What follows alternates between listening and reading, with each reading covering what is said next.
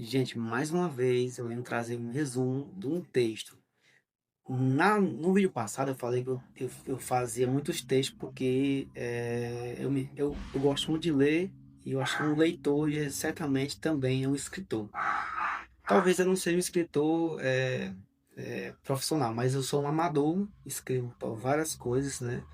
Mas praticamente tudo que está nesse grupo que eu estou pegando os textos tá voltado mais tá voltado mais para o lado cristão. Então são reflexões cristãs e essa aqui não seria uma reflexão, seria mais um estudo.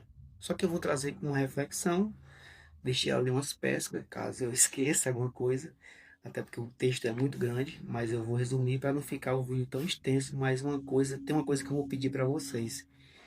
Se vou assistir o vídeo, assistam todo, porque ele é riquíssimo sobre a questão, né, do tema que eu vou trazer. O tema do texto em si é a autenticidade cristã, né? A autenticidade, ela podemos dizer que é uma coisa genuína ou sinônimo de verdade, né? Bem, vamos lá. Depois de muito tempo escrevendo, né, esse texto é antigo, e refletindo, né, espero de coração, gente, que vocês se possam, que esse vídeo, que esse texto baseado nesse texto, esse vídeo possa ajudar espiritualmente as pessoas, principalmente as pessoas que querem aprender mais do ser cristão, né? Em relação à nossa fé, nas coisas que Deus nos orientou, de fato, damos mais importância ao quê? Aliás, de fato não. O que damos mais importância dentro das orientações, né? Assim, eu acredito que quando a pessoa se diz cristã, ela deve ler a Bíblia, né? Então, o que é que damos mais importância? Você dá importância à leitura, você dá estudos. O que é importante para você no meio religioso, digamos assim? Pode ser assim? Seria seguir o ensinamento de Cristo? Ser cristão? Ah, eu sou cristão, então, então você segue a Cristo, é isso? É, né? Uma teoria boa. Ou você segue tradições, ou você, tipo, vai para a igreja uma vez na semana, mas no fim você segue tradições religiosas. E quando eu falo religiosa, eu vou dizer assim, ó, de igreja física e também, né, da família. Quando eu digo de igreja física, porque tem muitas igrejas que trazem de fato algumas tradições que não tem na Bíblia. Mas você segue e você é feliz.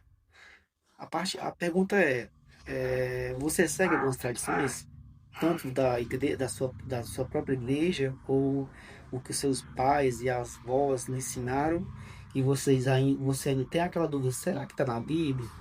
Né? Será que a espinha ela é caída? Será que a chinela é virada? Né? Enfim, outra dúvida. Porque a Bíblia diz que as respostas para as nossas vidas, deixa eu formular melhor, o que a Bíblia nos diz, porque a Bíblia nos diz que a resposta para nossas vidas e a forma como devemos conduzi-las está apenas nela. Ou seja, a Bíblia já está começando aqui a se auto-intitular, digamos, como uma coisa, um livro que só ele, só a verdade só está nela. É uma coisa meio que exclusivista. Lá está dizendo que ela é exclusivista. Podemos pensar assim. Mesmo assim, a Bíblia trazendo esse exclusivismo para ela mesma. Mesmo assim, muitas vezes defendemos com muita força, mas é com muita força mesmo. Tradições que a gente nem sabe se é Bíblia, que acreditamos ter relação com Deus, chegando até tratá-las, né, essas tradições, como mandamentos e vá contra ela, é pecado. Afinal, o significado de pecado não é infringir as leis de Deus, não é? Diante disso, eu pergunto a você, já né, já ouvi pessoas afirmar que não devemos seguir a Bíblia, né? Vou começar aqui a puxar para um outro contexto. Por quê? Porque não devemos seguir a Bíblia ao pé da letra, né? Porque homens pecadores a escreveram. Isso aí eu não gosto nem de estar perto para escutar, mas já escutei. Que nem tudo que está lá é verdade. Que pode haver erros, não é 100%. Porém, no entanto, todavia, a própria Bíblia se apresenta de forma absoluta. Ou seja, ela afirma que nada fora dela é verdade. E ela tem versículos que falam sobre isso. Já vamos chegar, já vou olhar para minhas pescas. Por exemplo, uma que eu vou lembrar, né? Segundo Timóteo, ele dá um exemplo interessante. É dito que toda a escritura é inspirada por Deus e que homens movidos pelo Espírito Santo escreveram aquilo que Deus orientou. Não foi homens pensando, vou escrever isso aqui, não. Homens movidos pelo Espírito Santo escreveram aquilo. Isso aqui está na Bíblia, lá em. Deixa eu lembrar. Falei em Timóteo, 2 Timóteo. Enfim. Se alguém quiser conferir, pode ir lá conferir. Eu acho que é em 2 Timóteo. Isso, de certa forma, né? Essa passagem reforça a ideia que não seria apenas uma opinião humana, ou seja, um erro humano, pode ter um erro humano sobre o cristianismo. Ou seja, já anula a questão assim, o homem pode ter feito alguma coisa errada ali, então, já anula. Isso leva ao entendimento de que a Bíblia é isenta de erros humanos. Só nesse versículo. Estou usando só, mas tem várias. Sendo a única e como uma bússola ou norte, né, podemos dizer assim, para o cristão, como se fosse o próprio Deus ali. Não, eu vou tirar essa palavra. Não é o próprio, como fosse Deus falando para as pessoas, para os cristãos, né, através dela. Nesse sentido, ela também exclui qualquer coisa que seja acrescentada fora do que está escrito, inclusive, gente, tradições, como eu falei no começo, criada por homens.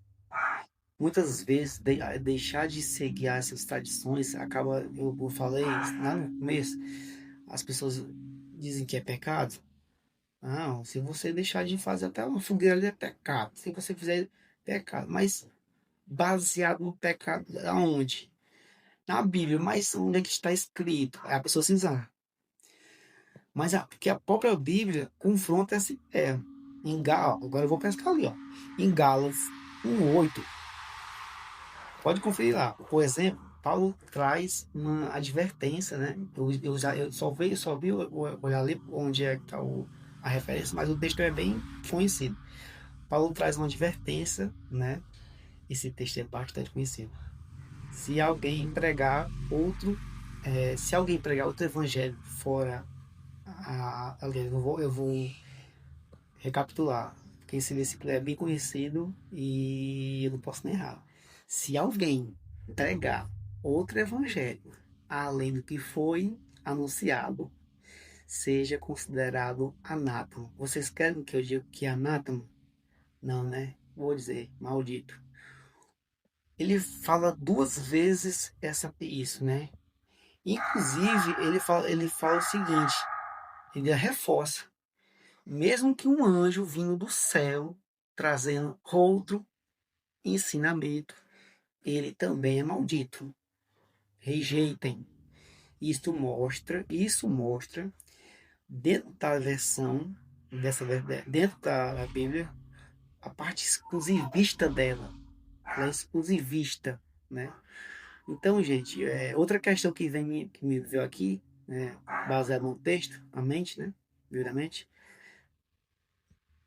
se alguém afirmar ser cristão, qual seria a autenticação?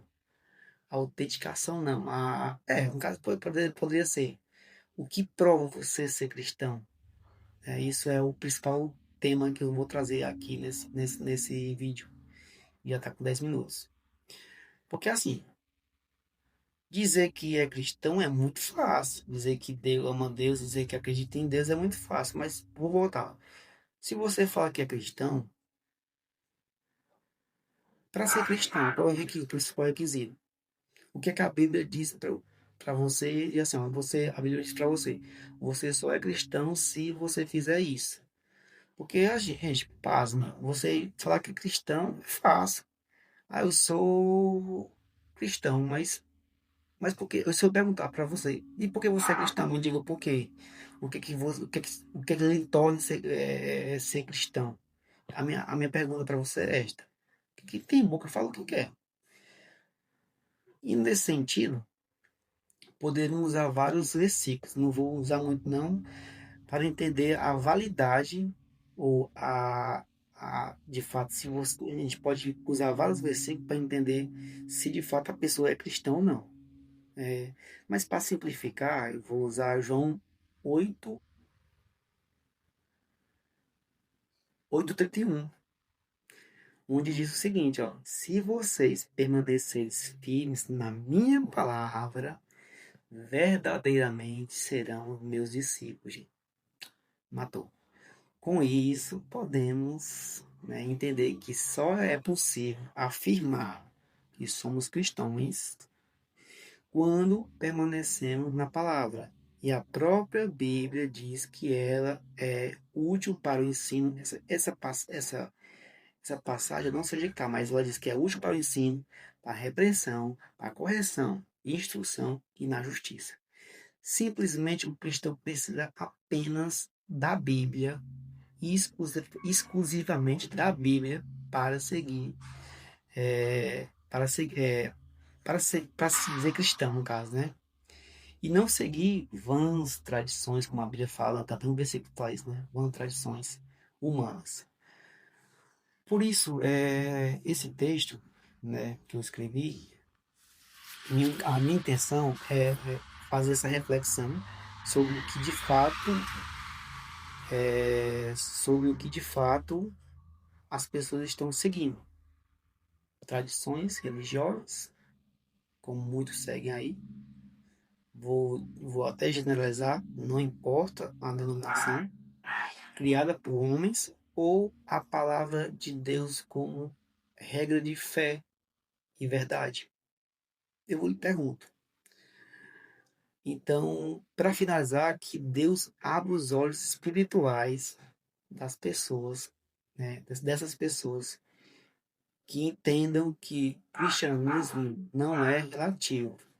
Você não pode relativizar ele. Então a mensagem que eu trago é essa, né? Você se pergunte se a Bíblia ela é exclusivista, né? Você segue tradições baseadas no que? Será que essas tradições, se você não cumprir, é pecado? Se for pecado, não se torna um novo evangelho? Se tornar um novo evangelho, será que você não é anátema? Né? Então, assim, gente, tome cuidado com essas crenças, aliás, com essas tradições, crenças que vêm aí de gerações para gerações, até mesmo igrejas físicas ensinam coisas que de fato nem na Bíblia está, infelizmente. Que essa reflexão, baseada nesse texto que eu fiz, né, possa ajudar algumas pessoas a refletir se de fato elas são cristãs ou não. Então é isso.